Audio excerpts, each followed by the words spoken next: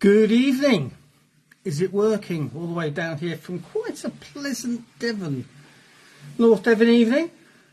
We've had loads and loads and loads of rain, which is, I know, I normally don't like rain, but when you've got fishery, it all changes. So let's see if this is working. There's a few little icons. Oh my word, things are popping up here. Let's see if the comments are working. That's the main thing, because I really struggle if not. So can anybody make a comment, or is it not working as it normally doesn't? It's got loads to talk about as well. So it would appear that the comments aren't working. So what I'll have to do, if you bear with me, I'll keep on talking, but my able assistant will hopefully get my other phone. So ever since I've had this phone, any modern phones, I'm just useless with it. So there's a few people bobbing in. Oh, hang on a second. There's a hello from Lee Norris. How you doing, Lee? That's all right. So perhaps the comments are working. Let's keep everything crossed. So I'll let a few people come in. So yeah, good evening. Hope you all have a fantastic weekend. Paul, how you doing? Good evening. Larry, good to see you here. Colin, here again. Good to see you, mate. Anthony. Oh, all coming through now. It's all coming through. Neil, how you doing, mate? All right, I hope. So, yeah, let's get a few people on, and then I can tell you about this evening's little session. Got lots of things all spread around me. And then, to be quite honest, as soon as I finish this, hi, Andrew, I'm out of here. I'm going to go down, sit on Ben's pool, and put my rods out. I didn't do it today, because I was going to do it yesterday with Matt, and then that all went wrong, and today has been a bit hair on fire as well. So yeah, hasn't got quite to plan, so I haven't still got the old Pallatrax, the new Pallatrax rods to actually catch a big fish on. I just can't get out there, but it will happen. Trevor, how you doing? Hope you're well. So what I'm going to do is tell you, first thing off, we always have the Sunday slot live feed, raffle drawy thing, whether it's on the team page or this week it's obviously on the main page. Stephen, how you doing, sir? Neil, good evening. So tonight's prize, and all you got to do is send yes to the Facebook Pallatrax messenger page. Yeah, so what you're on here. Hi Tony, how you doing? John, good to see you here, sir.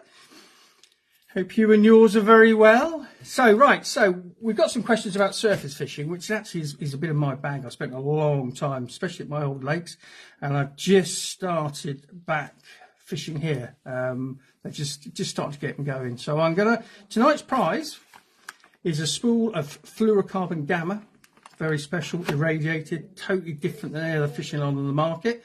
And these hooks, I'm including with this because we're going to talk about floater fishing, and these are the hooks that I or lots of other people use.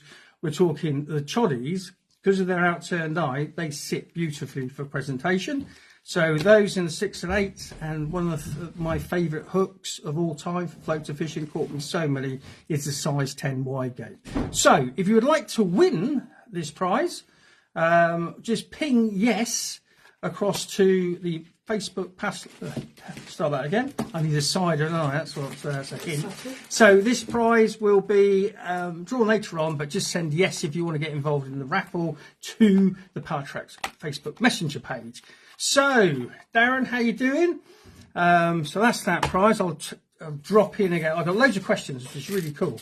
So I'll go through them. To kick things off, evening, afternoon. Hi Aaron, hope you're well. Right, lots of different questions here, but all very good. So hopefully I get to go through them, but I'll go through the shorter ones first. Denise Carter has asked, koi carp food, is great, but would there be anything useful to carp in it? Yes. 1000%. I've always looked at two markets. Eamon, you've got to send it on the messenger, mate. So if anybody can explain that, that'll be fantastic, because I'm useless at it, as you probably all know. Hi, Dave. How you doing? What's Mark saying? He's doing the before. Oh, he's calling again. You're really getting quite good at this, Mark, aren't you? Well done, mate. Keith, how you doing, mate? Good to see you here. So, yeah, well done, Mark. So anyhow, going back to Denise's question about koi food, there's two places that I've always held in high esteem. It's the fish farming market, especially the coarse fish carp, because of what I'm involved in, and also the koi market. Now, if you look at both of those markets, they're massively regulated. And I'll go on to floaters about why we're using dog biscuits as floaters and things like that. When me as a fishery owner, I don't want them on there. I want, if you're going to use floaters, use something better. And that's really where we'll focus on this evening, about the best way to get surface fishing, and the fact is it's very, very become tunnel vision. But so yes, Denise, you know, honestly, there's so many different things within the koi market. Natalie, bonsoir, good to see you. Hope you're going to get down here at some stage. Stephen, how you doing, mate? So it's highly regulated. It's specifically for species. Koi are carp. You know, they are the same species. It's not a different species fish. Again, obviously a freshwater fish. So look through the koi market. There's some great products that I bring into my fishing, that I source from, that I've gained a load of information from. Hi, Carl. Hope you're well. So yeah, always look at the koi market. Always look at the fish farming market. This is what I've said on the team page about. Hi, Gary. Excuse me. This is what I need. Oh, I've got a bit of ice with this. So good evening, folks. Cider and black, my favourite. Not good for the diet, but hey ho. So yeah, I mean, I've always said, you know, if you want to buy pellet in bulk, go to the fish farming suppliers. There's loads of them out there. Skrettings, Pallatrax, Coppins. These people will, you know, they're making the best possible pellet. Because you think about it, say with koi market, if you think about it, they can't produce something that is then fed to either farmed fish or koi that doesn't give them a healthy diet, a fully rounded diet with minerals and all the kind of different medicinal kind of elements that go in it. Neil, good to see you, matey. Hope all well.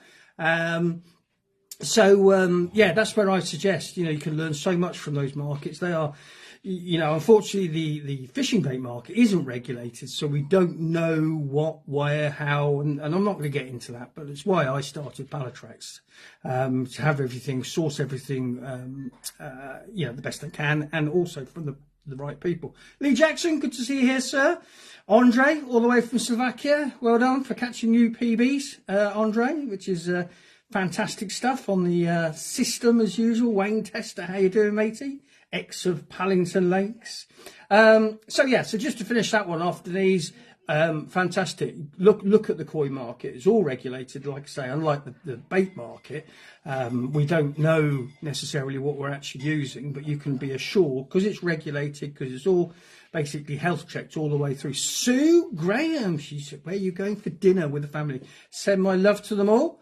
John, why would you feed, this is from John, why would you feed expensive koi anything but the best? My neighbour has about 4,000 worth of koi in his shores.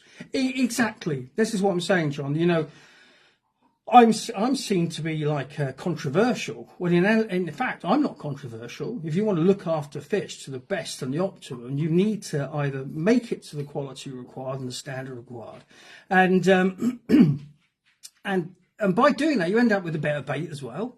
You know, if you've got something that is literally triggering the olfactory and all the different senses that fish need to locate and then to actually eat, because it's a form of proper food for them, you're always going to be better. Like I say, why would you fish a dog biscuit just because it floats and fish do take them? Or would you be better off fishing with a proper formulated carp pellet on the surface, knowing that it's going to be a better bait because it's actually designed, taking away from the fishery point of view, the issue of putting something in that's for dogs, it's not for fish. And some fisheries, you just see, like, at the end of the day, all in one corner, all these dog biscuits pushed over.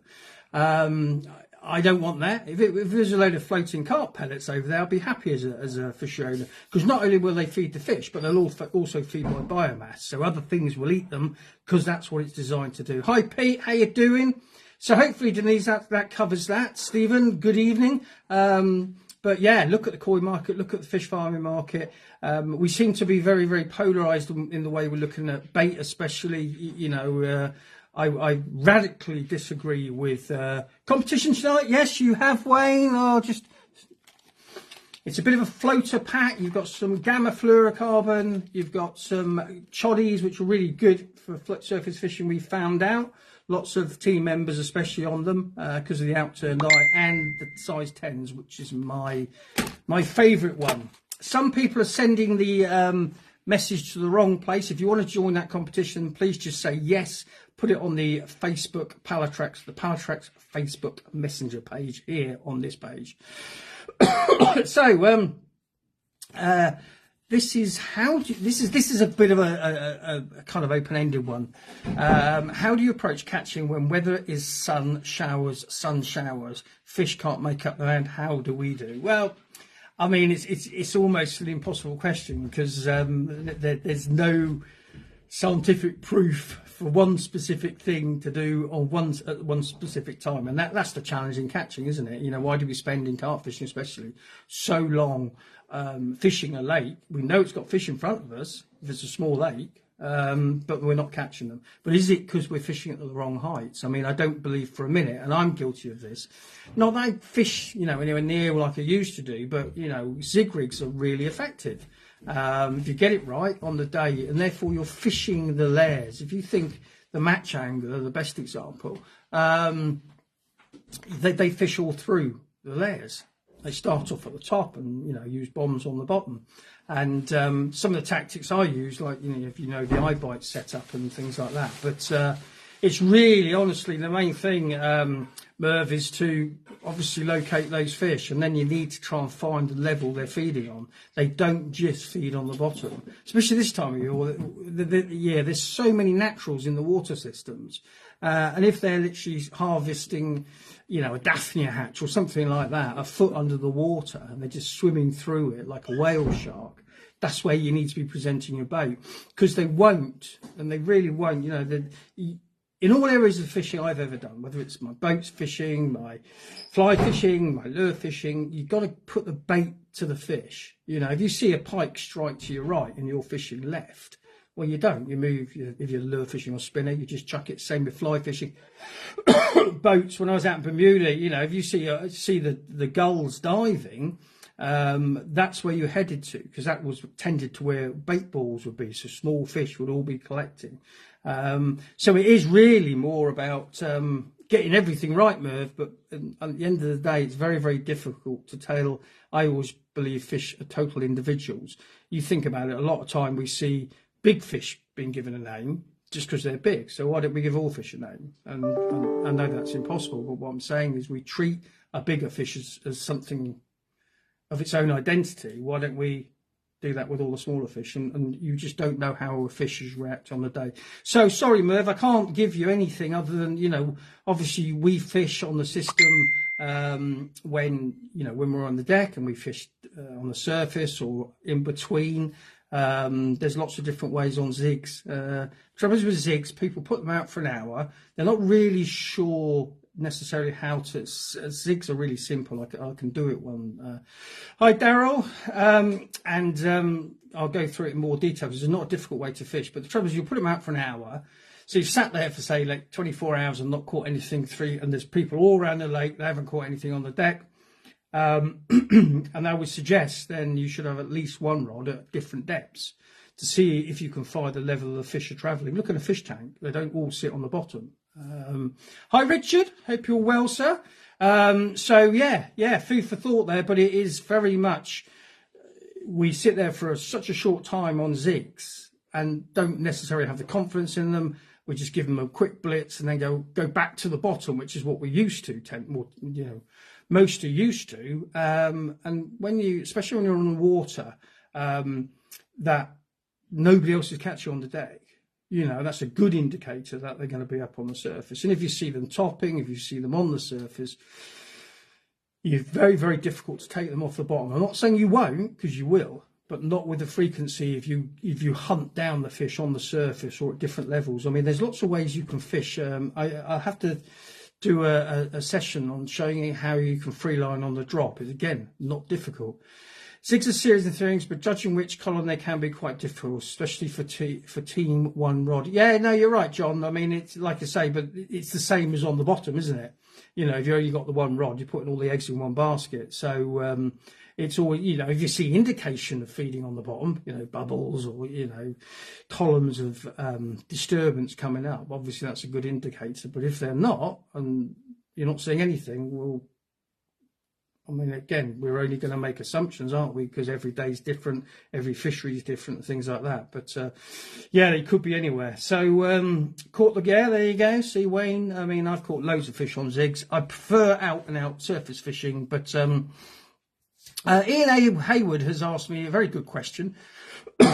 Excuse me. Let me have a little sip. I'm sure you won't mind. It's about why have I gone back to tubing here at Ashmansworthy Pools on my new venue down here in North Devon.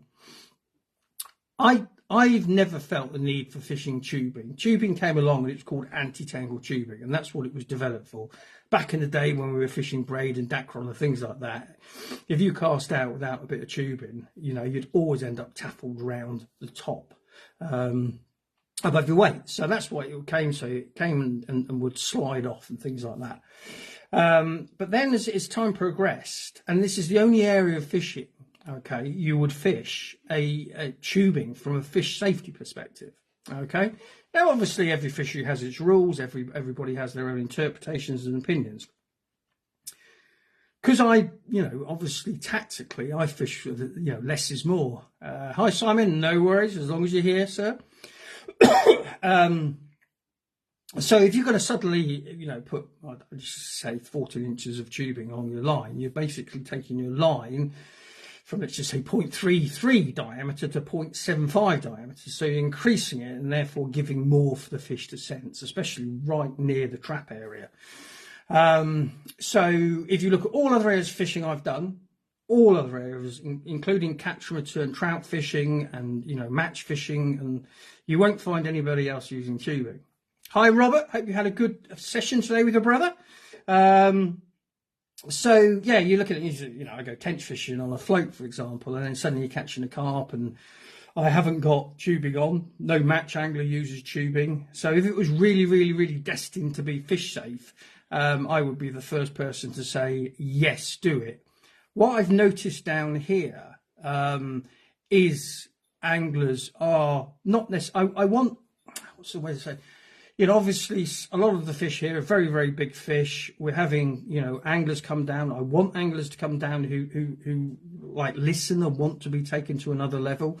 But because of the amount of anglers that we're seeing who don't necessarily have an experience. Hi, Darren. Good evening. I've gone back because they can't tangle, or they shouldn't tangle with tubing, and I have noticed one angler did, unfortunately, it wasn't his fault, new to angling, a low 20, and he did got a right messing with it. So it's just, that's for fish safety. But the main thing is I'm getting people to use it so they don't tangle, because if you're in a tangle you're going to catch nothing. But personally I don't use it. I've never ever experienced the time when I felt, I should have been using tubing for fish safety point of view. And like I say, if you then look at all other areas of fishing, which ironically, I suppose if you look at all other areas of fishing, if we're talking about carp fishing now, it's all different. We're talking about floater fishing here. Well, we don't use tubing on floater fishing, do we? So it's one of those things. If it's a rule, fine. I've done it for the reasons down here, basically to help inexperienced anglers. So it's a negative from a fish catching point of view, but from the fact is that they're now fishing, and if they aren't that experienced and they don't, they give the fish a bit of head and it ends up tangling, pinging a scale. That's, we don't want that. So that's hopefully, in that answers your question. What's John saying? Helps with scale lifting. Yeah, but that's right, Andrew. I don't dismiss that at all. Richie Sprackling, he's over in France, just had his PB. Well done, Richie. Short rigs and method helps with not tangling and again, that's why we fish a system which takes into consideration all those elements. But it's certainly, like Andrew's saying, it stops or certainly prevents scales lifting, but obviously, why, then the question arises, why don't we do it in all areas of fishing? So bit of a strange one, but that's what you look at carp fishing. It does things very differently, whereas I do things very differently. Hi John, how you doing? What's John saying? Have you considered making your own booklet about watercraft? It may seem silly, but many anglers do. Well, the book is happening this winter. After 26 years in the trade, and lots of people kind of giving me some grief, especially in more recent years as I get older. Why don't I put my thoughts, my opinions, my conclusions into film, which we're now starting to do more things like this, where people can ask me any question whatsoever about my time in the industry or before it. The fact is I have owned 2 tackle shops, so I have owned fisheries, I have consulted with fisheries. I do design product and source product and things like that. So there's zero arrogance, as a lot of people ask me about doing a book. So this winter, saying that, we were so busy last winter, but I'm going away. I'm going to Thailand fishing at the wonderful Top Cats later in the year, and that's when I'm going to start off, sit there waiting for bites and starting to put the book together, and hopefully we'll have it published by next spring. So, and it will cover everything I can cover. It might even be 2 books, because there's so many different things that I've crammed in. It's not like I'm just going to talk about fisheries and fish farming, and things like that. There's all these other things. I like say, some people don't agree with me. That's fine. Hang on, Lee. So Lee Jackson, I do think the average good carp angler looks after fish more than most styles, maybe apart from trout and keeping them in the water. Yeah, I mean, there's certainly a degree of that, Lee, and there's certainly a degree, having run Dataga waters, where they don't seem to care.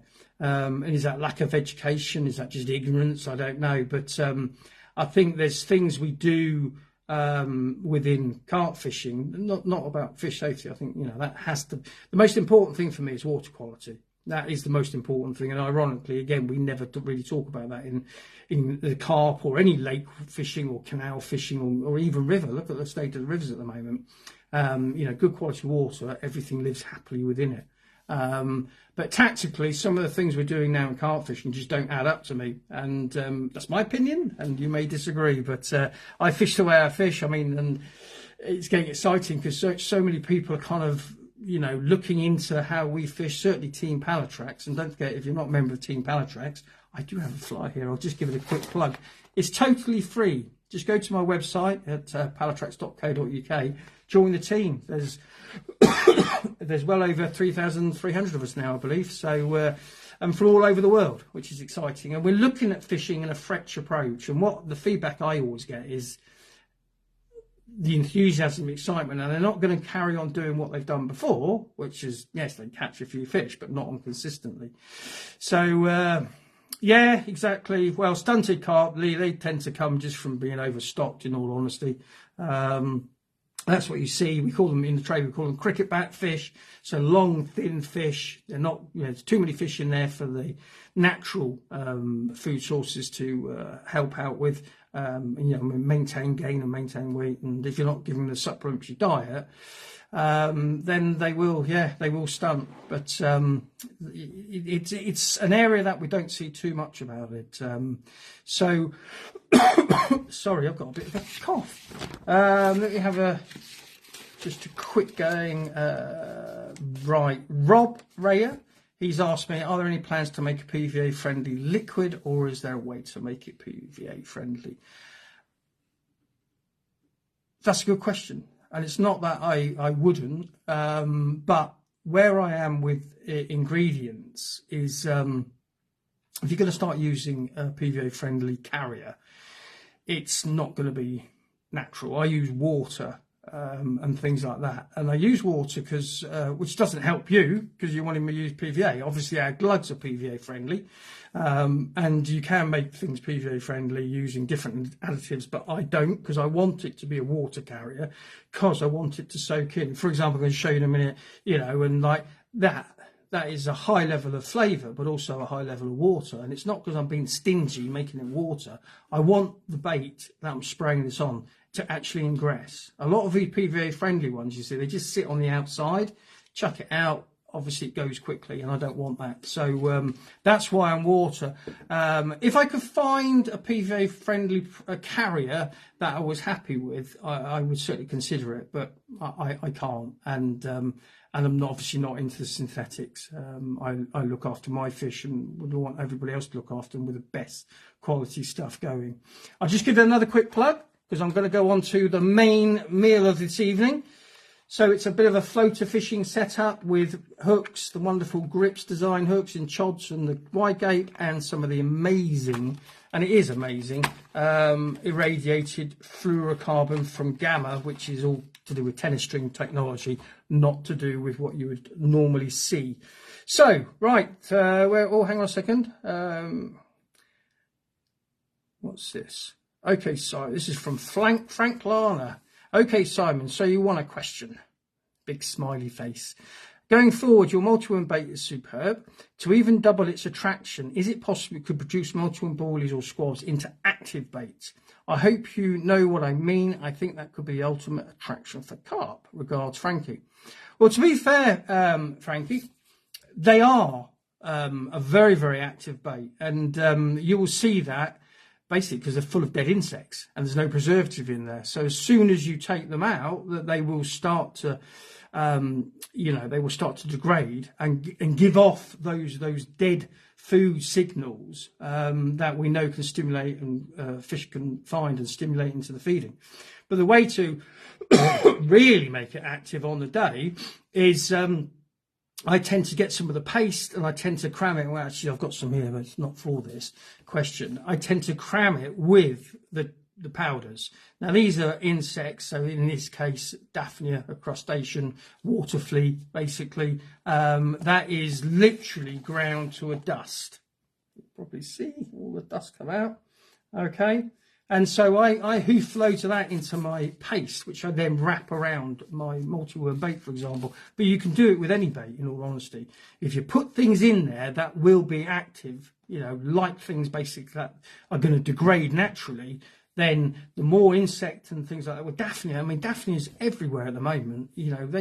Fish are just swimming through it like the whale shark. They don't need a bait, especially if it's not a food bait. Why would they eat something that's not any food content? So you can. So it is already an active bait. It's a bit like the Team Special Crustacean Cocktail. Again, what I would class as an active bait. And again, you can do the same thing with that, with the crustacean paste or other things. Hi, Alan. Hope you're well. So hopefully that makes sense, Rob. But be assured they are very, very active. As soon as you leave them out, they will start to degrade. That's why they need to be air dried properly, and that's why I only do HMV freezers, freezer baits, because I don't want preservatives in, especially if they're not necessarily the best things for fish. So yeah, there we go. Last but not least, I think I've covered them all, but Dale Jennings, apologies if asked, never apologise. If I can help, I will, and there's never a stupid question. What's your best approach to fishing in weed, not finding clear spots? Sorry. 1 second. Good question. All I would say about weed fishing is a lot of people are scared of it. Oh my God, there's loads of weed. And I can appreciate that. I used to be like that years ago until I started fishing horseshoe. The first caveat to that is, though, don't fish in thick weed. That's not good for fish. I've seen fisheries where fish are just getting dragged through heavy weed. It wrecks their mouths, and yeah, it's just don't do it. Don't do it. But if it's a light weed, all I do is, if you go onto the YouTube channel, Catch More Fish TV, you'll see how I set up to fish into weed, which is very, very similar to how I fish normally. But what I do is the rig I'm using, and I've got some huge fish on there. I haven't got them here. They're down on my bivvy, but it's a simple basic braid rig, which I wrap back into the method, and all I've got is the bait hanging out at the bottom of the method ball. And so I know that's going to go into the weed, okay? And I know, without a shadow of a doubt, I'll come back to that in a second, Darren. I know it's going to look, to me, or you, an absolute mess if we went down and dived on it. It would just, well, to be fair, you just see the line going into the weed.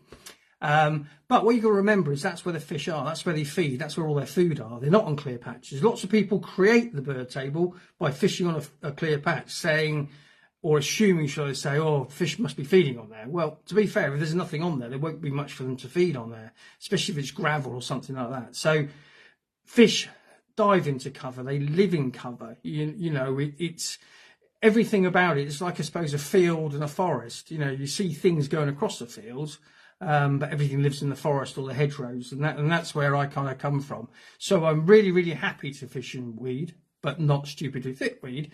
And I just have that method ball. So I know I'm literally putting a parcel of food out there, and the amount of carp I've caught, say from horseshoe, and tench, to be fair, by fishing directly into the weed, couple of tiny 10mm pop-ups I have. But like I say, the fish must, and I have to make an assumption here, you know, they must just come across it, you know, how they find it, whether it's luck or whether it's because of the olfactory and they're homing in on the breaking down. Yeah, I've caught loads of fish on that, and you don't ever tangle, but you do sit and think, have I just caught that fish out of that big weed bed? But they do, they find it, like I suppose they find any food in there, and they just into it. And presentation seems to go out the window, to be fair, because I'm certainly not presenting it like I would in other circumstances. So yeah, efficient system, a good method ball made of good ingredients, very, very simple. Don't be afraid of it. But if it's weed that you kind of get stuck in, you don't want to be fishing in there. You don't want to be fishing in there. John is saying, I'm interested to see the weed rig POM, as I tend to use heli or chod, or is willing to add. Yeah, no, John, you're right. You know, there's obviously other approaches out there, and they work, especially obviously the chod, where you can fish directly, but you're not fishing in the weed with a chod, you're fishing on top of it. And I want to actually my bait to be in the weed, but that's not to say you shouldn't fish, because we see fish going over the top of weed and things like that. But I've caught a lot of fish, and I hope that's kind of hit the mark for you there, Dale. But like John says, there is other things, but that's how I fish.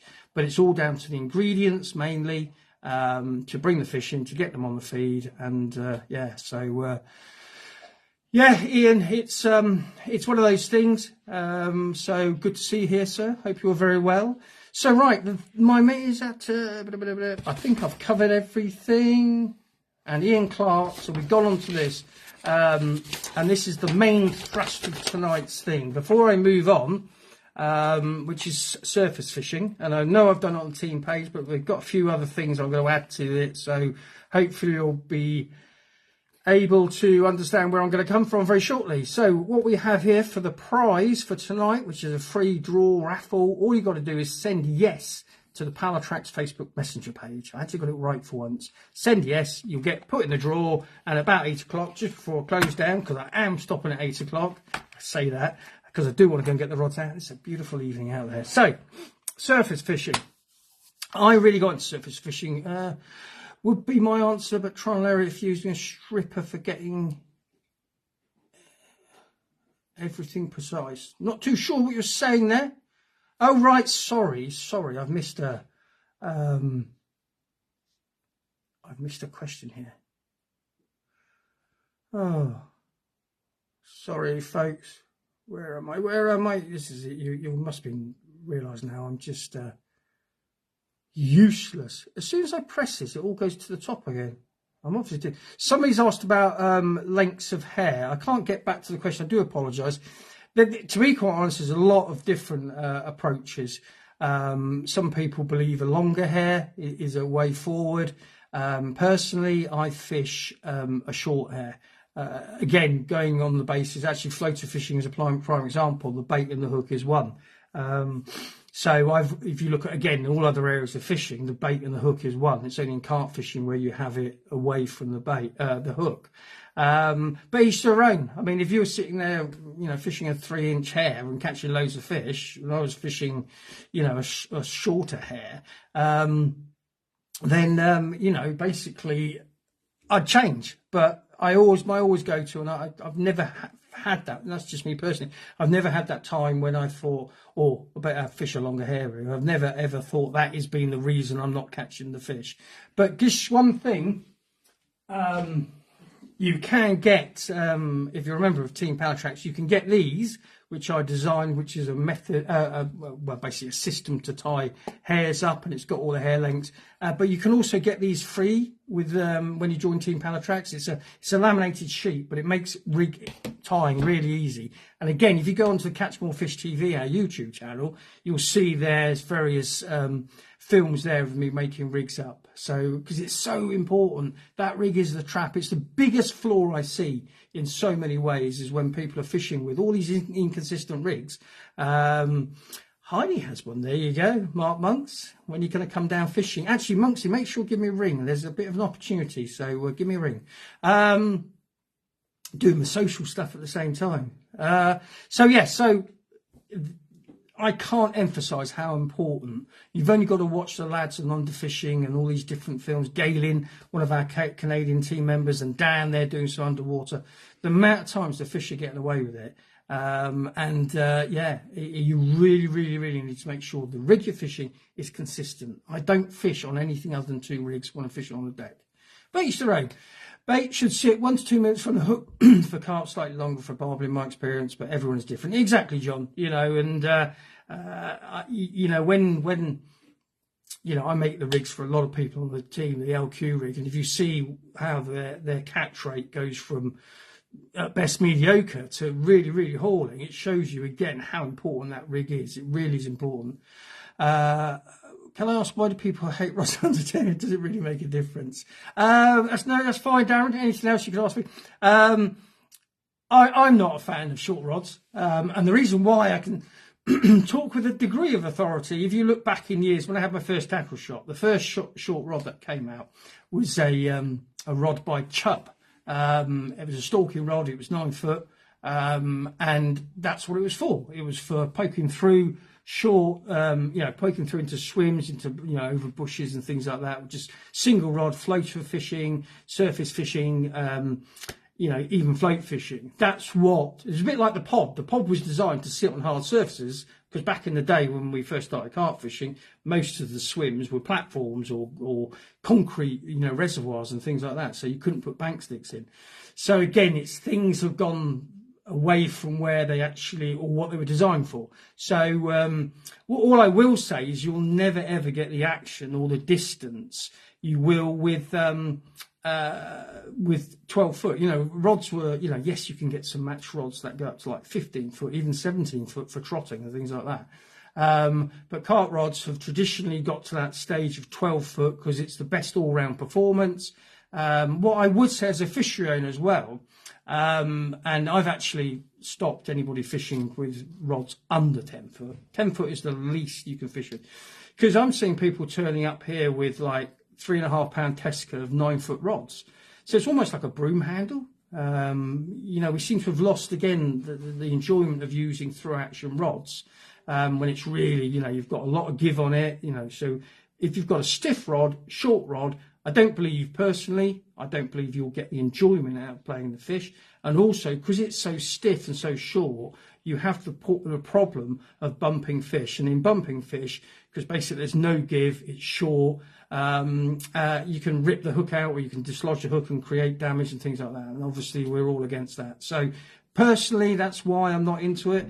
Lots of people swear by them, and that's fine. But I don't. The only short rod that I fish on is when I have my boats. I have 6 foot rods, but that was because I was boat fishing. But trends within the industry, as an ex-shopkeeper, they get focused on, and then everybody kind of buys into the trend and one thing or another. But like I say, I fish 12 foot because that's the kind of optimum. You talk to any rod builder, obviously if people want shorter rods, that's fine, but each to their own. So hopefully, yes, thanks, Aaron. So right, let's get back on. So floater fishing, and how do I do it?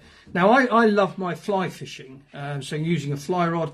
I've actually just commissioned a new one, because the fish here are a lot bigger than my old lakes, and I got Terry, and I got flat rodded the other day on my 7/8 weight. It was a big fish, and I just couldn't do anything with it. So I've got the guys at Cotswold Rods. They're designing me a one-off 10 weight fly rod. So hopefully I'll be getting that soon, and I'll be doing some films on that, because that's really cool fun. That's the most exciting way to fish for me has been using a fly rod.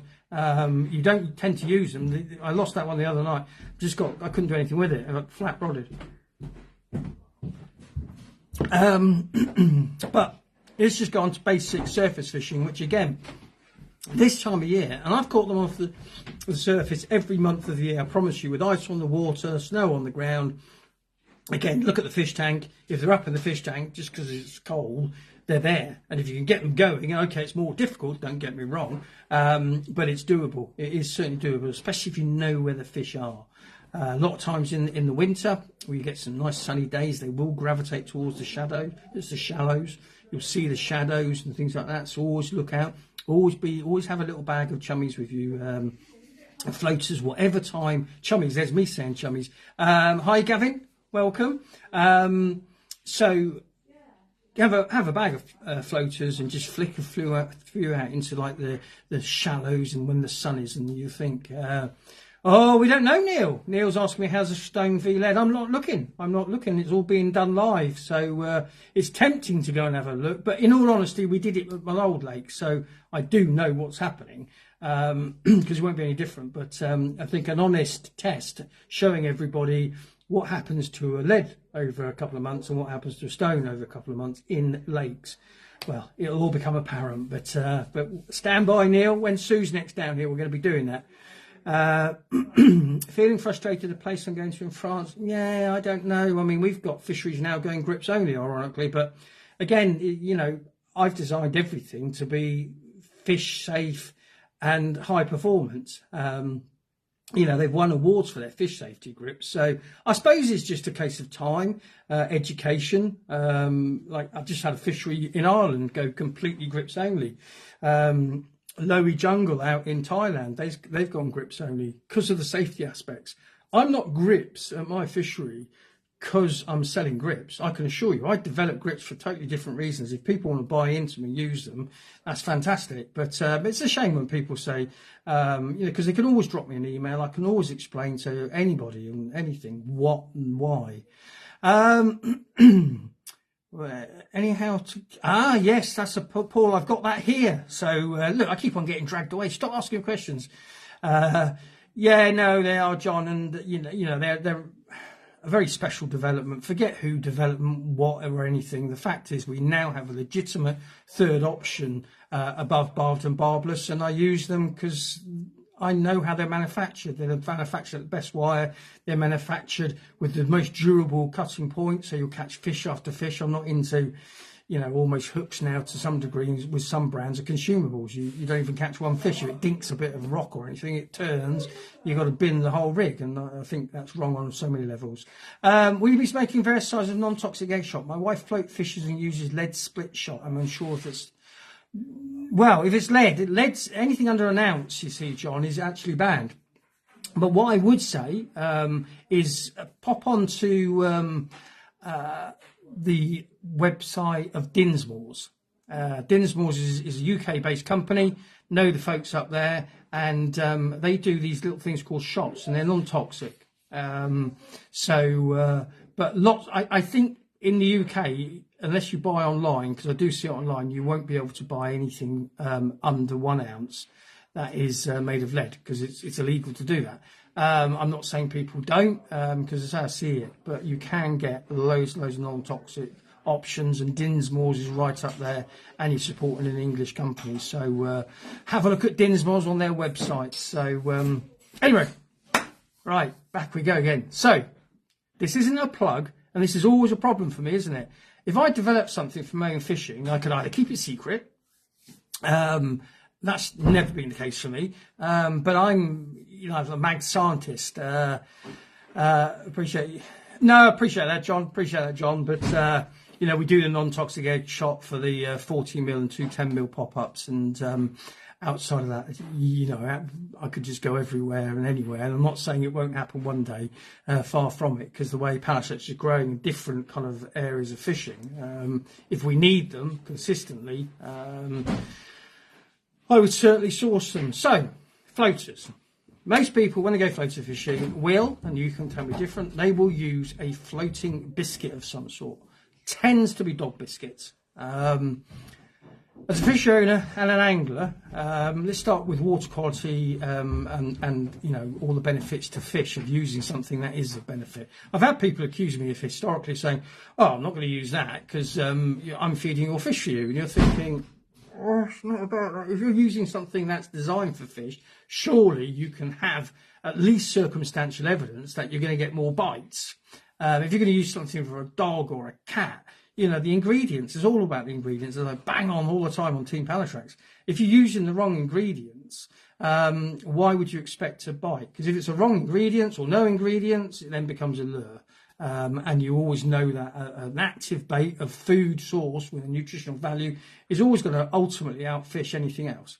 So, again, you can go on, you can search online, all different kinds of things, especially in the carp and koi market, again, for different options, because they're all regulated, they're all the real things to use. And that's, you know, I can't make a floater. I can make things float, but I can't make a floater, not to the scientific level. So if you've seen any of the stuff here, so this is what, I don't use dog biscuits. I won't use dog biscuits for two reasons. One, the fishery safety aspect, water quality, putting something in there that's not for aquatic life whatsoever, unless the dog is swimming in the water. So that's why, and also my confidence is so much higher. These are basically designed as a floating food source for carp. So why would I use something that could cause me problems from a fishery management point of view and water quality point of view, and fish something that's actually not even designed for fish? It's, you know, to me, it doesn't make any sense, but there we go. Just a quick plug, because I know a few more people are here. There is a little floater pack of some of the wonderful grips and some fluorocarbon, gamma or some irradiated fluorocarbon. All you've got to do is send yes to the Pallatrax main Facebook Messenger page. So, surface fishing, get your bait right. That's the first thing. And so I'm uber confident. I'm fishing on something that's been designed by a scientist to do the job I want them to do. So that's the first thing. But there is other options you can use, okay? Especially as your hook bait, So you can use these on so I've just got some here. Let me just tell you what I'm going to do. I'm going to turn this around so I can find the button. There we go. So if you look at this, it's 11 mil and it's absolutely packed with goodies, and obviously designed to do that, which is float. Yeah, there you go, John. Yeah, it is. If you use something that's designed, you need to be very, very confident. So what do I do when I go surface fishing? I must admit, everything's prepped. I don't like taking a load of gear. The less gear I can take, so I will. If I've got lots of different options for me. I use these little winders, because as I say, there's nothing worse when you go surface fishing, or for me, especially when I'm fly fishing, and something goes wrong, and what tends to happen, because I'm fishing using a cork ball, you tend to get a wind knot where it goes in, and so you think, well, I can't fish with that, and you've got the fish going, and I've got to glue something on and do something and do that and that, and I'm not. I'm ready to go. I suppose like the match angler. So freebies are the question that was asked earlier. Yeah, the gulls are a nightmare. Everything's a nightmare. We've got 4 Canada here, and I'm trying to, the bottom lake, which I'm going on, has got the otter fence all the way around it, so they can't get in there because they've got the babies with them. But the middle lake bends, there's some big fish in there, and I know historically I've got them taken off the surface. But as soon as I put a catapult, so where are we? As soon as I've got my catapult, okay, and again, it shows you how clever nature is, and do that, and then it's as they all hit the water. So I don't do that. And there's another reason I don't do that. So my PVA tube, let me just pull this round. So what I tend to do, I'll have a 6x9 bag like that, and it'll be full of pre-made little, I'll just put a couple of scoopies in of that, and I'll make 15, 20, put them in that bag. Let me just, you might be able to see this. I'm making a right mess there. But so basically, I'm just going to have these little tiny bags of, where are we? scrunch them all together so you can get 10, 20 in a slightly bigger bag, and then basically have loads and loads of those, and I chuck them in, or I cast them in. Okay, so I'll put them on the end. That's not exactly the nicest shape, but I think you get the gist. So I'll have loads of those made up, and I throw them out. I don't use a catapult. If there's any bird life on there, but they don't seem to have sussed me out yet. I'm not saying they don't eventually find it and things like that, but as soon as I use a catapult, they're on it. Horseshoe's a prime example. It's pointless. You can put them out in a spom, you can put them out in the old spod system, but I tend to hook it on if I'm free lining. That gives me weight, you see, as well. I can cast really far with, the right balance gear, and that as my weight. And so, it's lots of different ways. But you can use it. But what you have got is, again, you've got this food source. And the nice thing is, the trouble is when you put out a catapult, it tends to obviously go everywhere, doesn't it? But if you don't, if you use those little bags, like I say, they tend to, when they hit the water, they'll stay and then they'll break open, and they kind of stay within that for sometimes quite considerable times in that area. So you're creating a bait zone, or they start floating off, and you can literally walk with them and float and follow them. So instead of getting a mass spread when you're getting fish taken all over the place, you're getting kind of that condensed spread, so you can fish into it. Especially when I do the fly fishing tactic, you can do it so quickly. Off the pool, that draws them in. Yeah, so yeah, it is, Lee. I'll tell you what, people think nature's daft. I'll tell you what, far from it. What's Carl saying? I was watching a video earlier of a guy making buoys. To make floating buoys, he did boil them, microwave them 15 seconds rather than air dry. Well, there's 101 different, ways, I suppose. Lots of, there is a pop-up mix out there. All I would say, remember, with pop-ups, they are lures. I see a lot of people go like that at the end of the session, flick it in the water. It's not food. So don't. It's in essence, it's rubbish. It's pollution. So, but you can use cork dust. You can. Back in the day, when I was first making pop-ups 25 years ago, God, I'm old. We used to use shrimp meal, and we used to microwave them, and then they would float because there's air content in the shrimp in its minute structure, and then they would float. They were a nightmare to make, but caught lots of fish on them. To be fair, caught lots of fish on them. So there is ways to do it, but like you say, you can use cork. You can just wrap a cork ball with a paste.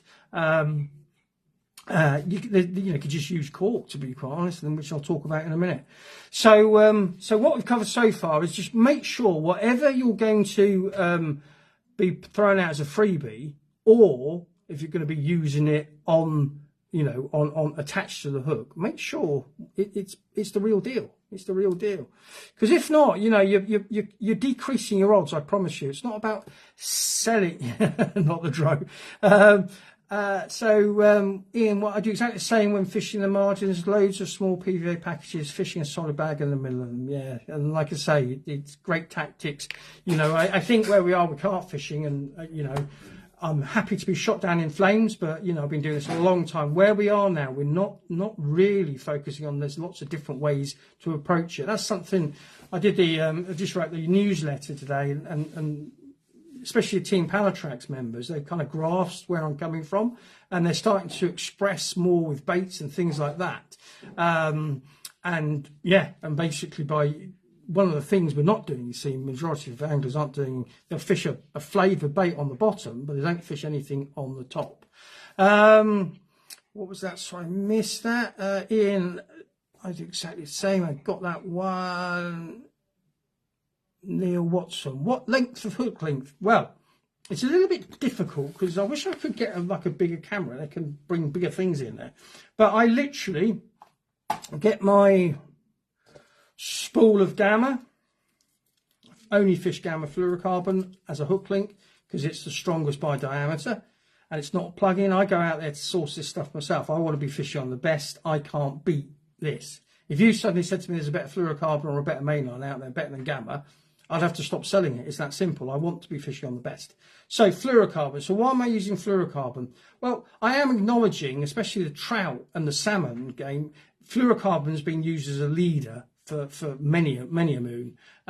So again, I'm using other areas of fishing, which makes sense. But I won't use it unless I've got floatant on the hook link.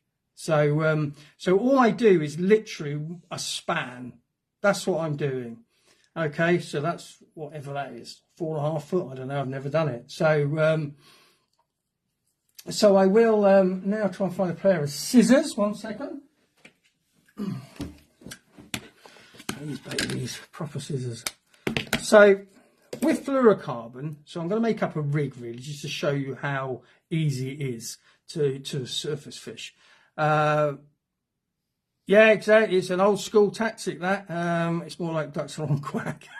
Gamma's the best I can. Yeah, well, Lee, we've had the chats, and like I say, I'm telling you the truth.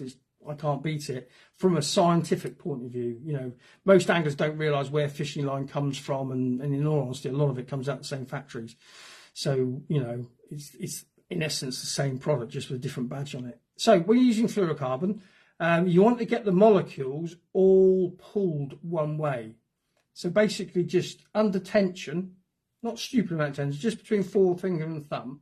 And this will basically then stretch it out. So you saw it before, it was all curly-whirly. Now it's all nice and loop and loose and limp. So next thing is, and I say the hook I'm playing around with at the moment, because so many people on the team have come back to me and said you really want to have a look at the chod for surface fishing, and it makes sense. I'm like, never sure you're going to see this, but it's on a chod hook, okay, and never think it's just for a chod approach, the outturned eye. So when you do what, and I've just dropped that one on the floor, and there's no way with my eyes. Let me get another one.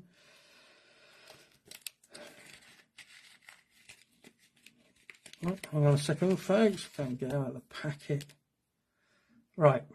So I'm just going to tie a straightforward 6-turn grinner. That's all I ever fish on.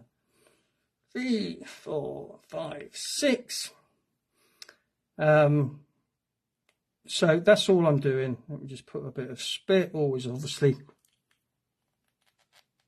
a bit of lubricant to go down to make the line all pull together and not damage it.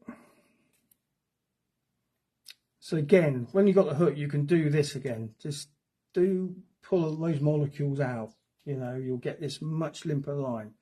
Now, if you're where I am with the fish's biology, and this is, again, these are facts.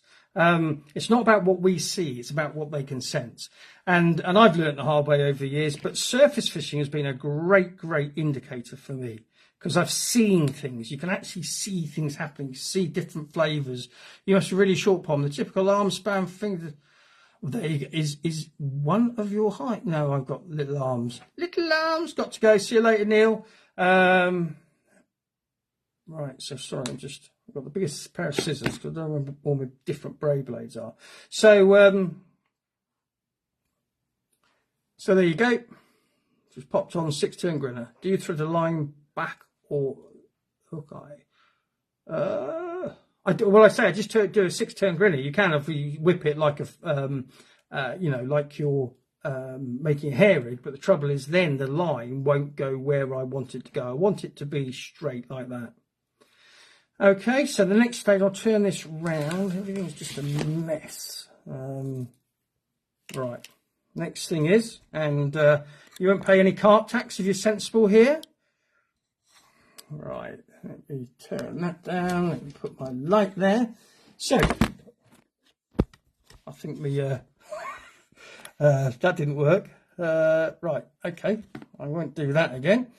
So, yeah, right. So, there's lots of different things you can do, and that's really what I'm going to explain. It's a really simple but really easy way of fishing. It's so exciting, seeing a fish, aiming for a fish. No worries, Ian. We'll speak to you soon. Take care, mate. Catch lots. Let us know how you're going. Ian will be after the big tap holes tonight, I believe. So, you can buy this from any hardware store. Hopefully, the industry won't copy it and people buy it. That is just literally a blade for a jigsaw. Yeah. And so you get your chummy and literally all you're going to do. And again, you can do loads of these up. The nice thing about things like this, you can make it quicker on a day. So I'm literally going to put in a groove in there. Okay, and dependent on the hook you're using, I suppose, will be the, you know, the width and the depth and things like that. So there we go. So you put a decent groove on it, you know,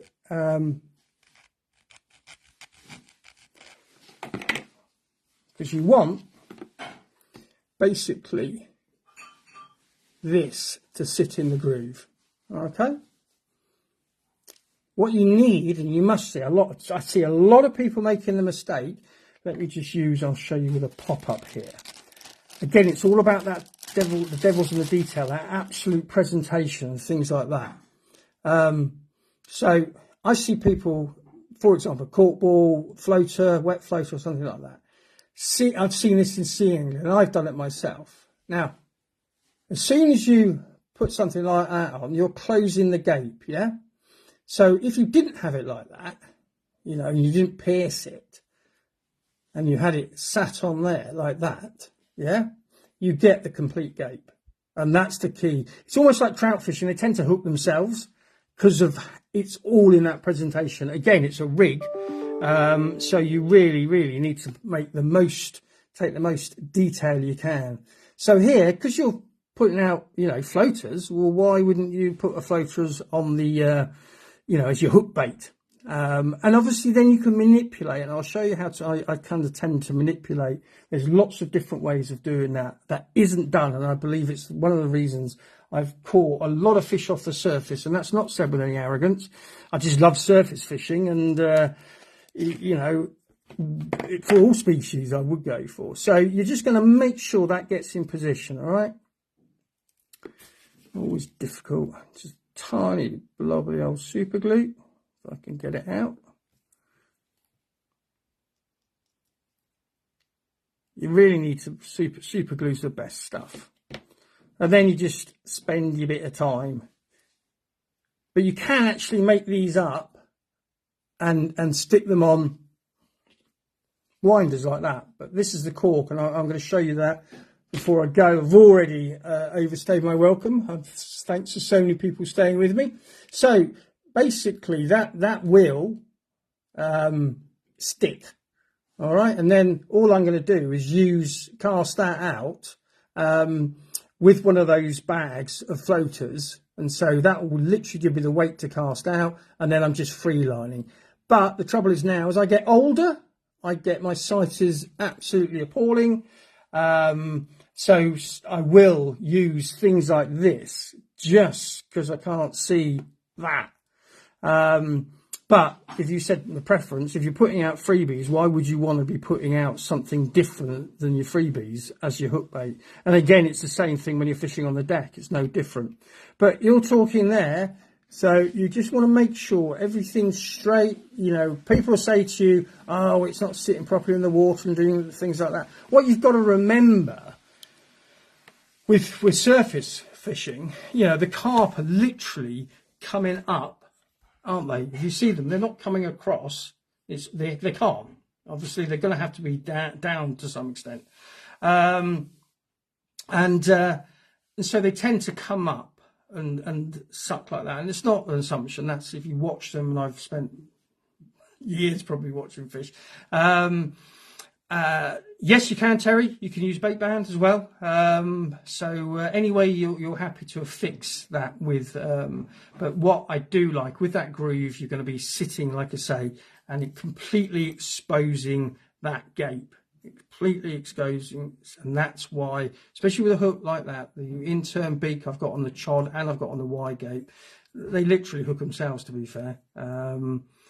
But you've got to be, it's like fly fishing, you know, as soon as you take, you're striking at the same time. And but the problem with what a lot of people do, line everywhere now, is I don't know if you're going to be able to see this. So unless you put a floatant on, what will happen, so if you're free lining, or if you're using a controller float or something like that, this will start coming towards your controller float, and then you'll have that, and you'll have basically a great loop of slack all the way through the area where the fish is swimming on, and we know it's not what we see, it's what they sense.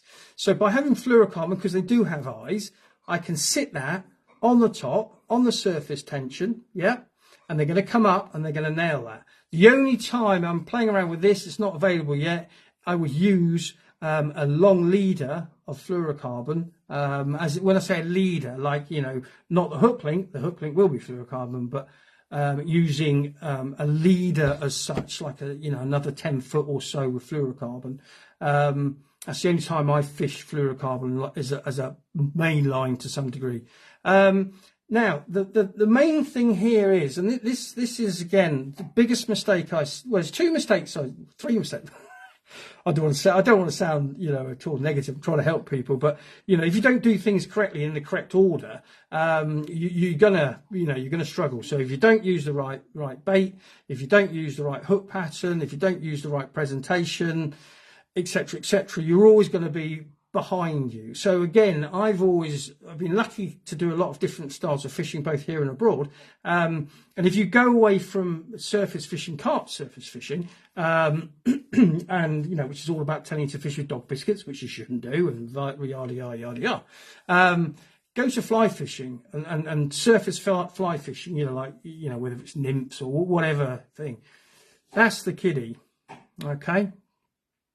It's I can never say it, so I just assume it's something like muslin. That's how I've always said it, and other people have always said it. And what it is, you can use other float material. I know some people use Vaseline and things like this, but this is basically a wax. Now, the way I do it, it does normally come with a little cloth, and I've probably got that somewhere else. But in actual fact, I don't use a cloth. I get it on my fingers, and I'm not shy with it. So I've got a dollop like that, and I start here, and I'm literally making sure, and I say it's all about, you know, take the time, and I will go through the whole length of that and potentially even further if I'm out and out free lining. So you'll literally, I don't know if you can see that. So I've literally put like a greased, and that will now fish on the surface. And that is honestly, again, one of the massive, well, yeah, that's why I use this. I'm just saying, yeah, I don't use Vaseline, that's for certain. I use this because it's been developed and obviously very successful in the fly genre as such. And I've used it for donkey's years, 5 years. And it makes such a difference having that on the surface and the line not going down, because then you're striking into fresh air because you've got a huge amount of slack. Sorry,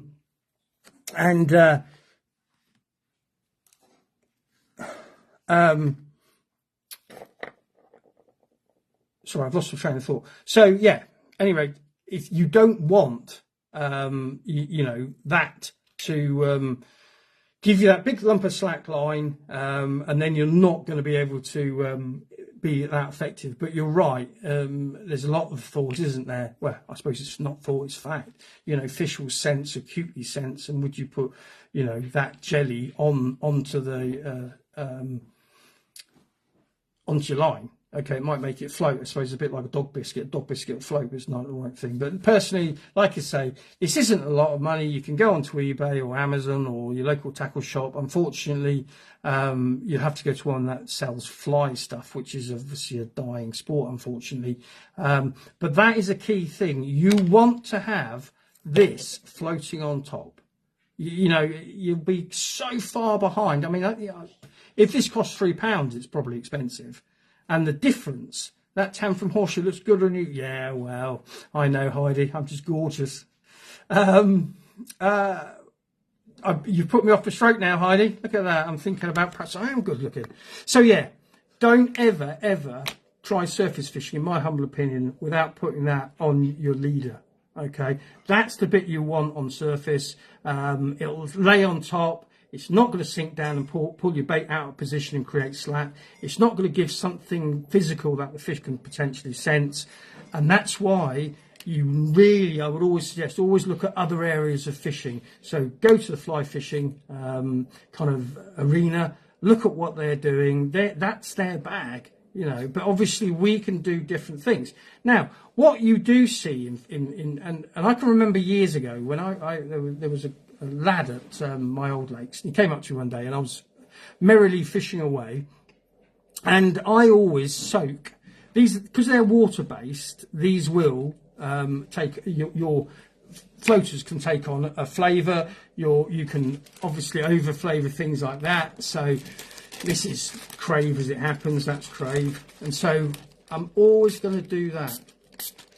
And people say to me, why do you do that? And then, like I said earlier, you know, give them a good shake, leave them in there, dry them off, shake them, dry them off, you know, keep on doing that. But what you're going to do is you're going to have a lump of flavour, okay? And you change the flavour.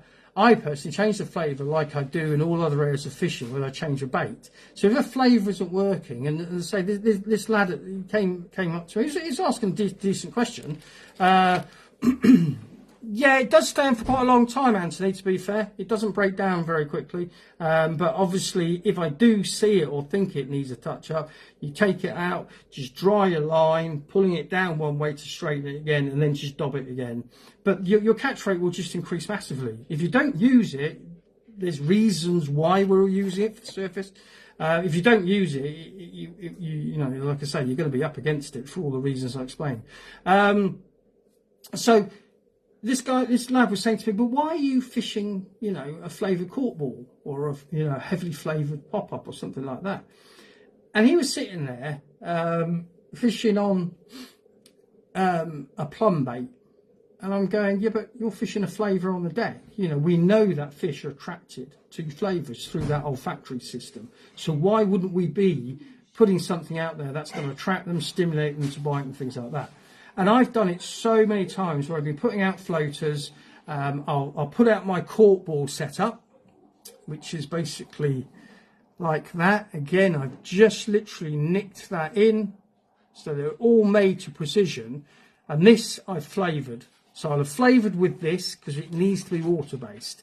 And that's a bit of wood. You know, it's obviously non-toxic. I'm not worried about anything like that. But all they're hitting is the flavour. And I would suggest, if you think about it, their eyes are here, their mouth is there. So when they're feeding, they're never going to be able to see it. That's kind of impossible. And they're coming up, and you see a lot of times in floater fishing, they'll come up and they'll suck and they'll miss it. And they'll come back and have another go. And it's because literally they can't see what they're just feeling it through their senses and things like that. So that's why I always have different colours. You know, I mean, I caught a lot of fish on the old jungle 10mm fluoros, and I'll just change. If I'm getting no reaction, like I say, I'll put out some of these bags, and then let's just say I'm using a crave soaked. I'll put it out there, and the fish aren't having it, and then I can put a jungle one out there, and they'll push through all of the chummies, or in my case, the floaters, and they will nail that flavour. And that's what they're doing, and it is so important to have that. You know, when you're seeing the modern floater scene, of course, there's some people doing things differently. But think about if what you're doing on the bottom, if that's successful, why wouldn't you do it on the surface? And if you're not getting bites on a thing on the deck, I'll be saying again, and there's fish in the swim, change your bait, not your rig. And it's the same with fly fishing. If you're fly fishing or lure fishing or anything like that, you change your bait. You wouldn't change your rig. And I think because of that inconsistency, where we see a lot of people not catching, whether it be tench or barbel or what, you know, not just carp. So it is very much about that presentation. But another thing I'll just show you before I go. If you've got any questions, obviously shout out. We've got the competition prize coming out there. But so, like I say, I'll wrap these up. So in case something goes wrong, I've got a load of these all backed up. And so, as you can see, because it's been sat on there, so I would, again, you hold it by the hook, not by the cork ball, and then you just pull it through. Because it's just the same as match fishing, folks. You know, if you get everything spot on, you just increase your odds massively, massively. I'm afraid we've lost a lot of the, you know, the kind of basics of fishing nowadays, where we're not kind of exploring or expanding outside of almost a one way to fish. Cast out, put on your buzzers and wait. There's so many more ways of catching carp. But the irony, I can remember one afternoon at Pallatrax. I'll tell you this because I always feel a bit uncomfortable telling this because I'm telling it for a reason, not the reason that oh look, I've caught a load of fish. But I was up at Pallatrax and using the cork ball or fly rod, and when you're on a 7-8, the fish were about 12, 13 pounds, so not a huge fish, but still great fun, especially on a fly rod. And there's a guy below me, fish were on the surface, 3 rods out on the deck, and there's fish all in this swim on the surface. And he went, you had a few, and I'd had 27 in 3.5 hours, which is pretty much cast, catch, run around, chase around, because they're a struggle to bring in on a fly rod. And he said, and I said, yeah, 27. And he went, yeah, it's not carp fishing. And I just thought, well, that says a lot. To me, obviously, I think there's a huge amount of skill involved in fly fishing for carp, to be fair. But there again, each to their own. But I did find it quite interesting. He sat there catching no carp. I've just had a load of carp, and that's not carp fishing. But this is something, again, you can do. If you're a Pallatrax member, you'll know that I do all these different pastes. And it was mentioned earlier about making a paste active. So what you can do on the surface, you can do exactly the same. So you can have your flavour cork ball, but now you want to put out literally a bit of food. So you get your cork, and this is the kind of, I don't know what I've done with it. Oh, there we go. This is the time when I'll load that up with things like Daphnia. We know they're eating Daphnia, so why wouldn't I whack a load of that? So let's do it. So I'll just... see that? I'll put that in there, roll it around, and just knead it in until I can't get any more in, really. I just need to make sure it still holds up. And then you can either hair rig the cork ball, which is probably the best way, but because I haven't got a hair rig one here, I'll just show you can do it. So you get your losing the plot here. I'm thinking about going fishing. You get your again, you've got to make sure you keep that gape so clear. So literally now, and again, it's that devil in the detail. So you can see there, I want to get that as wide as possible. So you do need to, again, it's like making a fly, I suppose. So you need to make sure. Let me just whack this around. So don't be, blinded that you have to fish, anything. There's so many ways of fishing things. You can make maggots. You could put maggots on there on a cork ball. There's so many different ways. And it's all about the bait, folks. This is what people are forgetting. They're using things that I suppose to some degree are tried and tested, but you'll fish this on the bottom when we know if they're on the surface or on the surface. So you can take, 3 or 4, little cubes of different flavoured paste. And then basically, you can change, if you've got no reaction, that's jungle there, you've got no reaction on it. Fish are coming up, sniffing around, or just ignore it. Well, then try a multi-woven paste. And all you've got to do, like I say, because you don't really take much, I just take, and go, this is really for several hours fishing as well. I would just take, because the 250 gram bars come in like these chocolate cubes, and so I can do exactly, so I can boost it up, I can add add Daphnia or anything, maggot powders into it, and then I'm fishing these independent baits. I'm putting out a proper food source, so I can fish that, or I can try and do other things. If you just fish that, you're just fishing on one fly. Does the match angler only use sweet corn all year round? Yeah, it works, it's great, but what about those times it doesn't work? And so by having that, and you can manipulate on the surface just as well, if not even better, because you can see the reaction of the fish, by doing what you do on the bottom, but doing it on the top. And that's the thing that I don't see. People don't, they'll go floater fishing, and if they're using dog biscuits, that's what they'll use. They'll use dog biscuits, and they might have dog biscuit, you know, on the hair or glued on or banded on or whatever. But what happens on the time when that isn't working? And like I say, from a fish safety point of view, I would suggest you don't use that. You do use the real deal. But that's not to mean that you can't do something to stimulate the bite. And to stimulate the bite, we're talking flavours, we're talking olfactory system, things like that. So there's so many ways of surface fishing. This time of year, it's next to impossible to catch them consistently off the bottom. It's zigs, or in my case, it's surface fishing. If you're not getting bites, there's nothing being caught, and you're in a position to wander a water, find where they're holding up.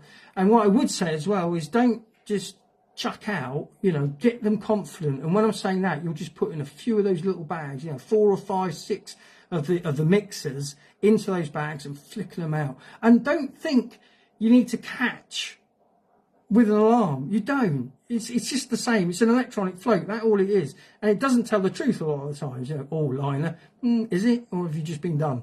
You know, kind of thing. But here you're physically watching on the surface the fish. You can aim for the fish, and then you can see what reaction you're going to get. But if you just fish on one thing, you're only going to get the reaction to that one thing on the day. But if you have the ability to change flavours, especially when at HMV, why wouldn't you be fishing a big lump of paste stuffed full of Daphnia? You know, it's so, well, to be honest, it works. And that's what it does. It does work.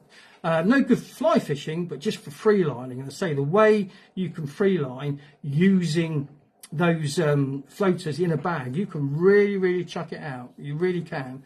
But a lot of times I'm just literally flicking it over the top of, you know, some irises or something like that. I can see the fish, and it's so much fun. Your heart is literally bang, bang, bang, bang, bang, and then you're off and running. So floater fishing, especially this time of year, folks, you will catch so many more fish. It is carp fishing, I promise you. It's exciting carp fishing. So hopefully that all made sense. I'm long past where we are. So Pom's Live Thief raffle. The winner is Richard Ward. So Richard, if you're still here, do ping me a private message. That's to me, Simon Pomeroy, and I will get out your prize of the gamma and the hooks, and I'm sure you will have lots of success on those. But thanks for keeping me so long, company for so long, folks. Hopefully there was some little gems in there. If you've got any questions, you can always message me or email me or call me or whatever.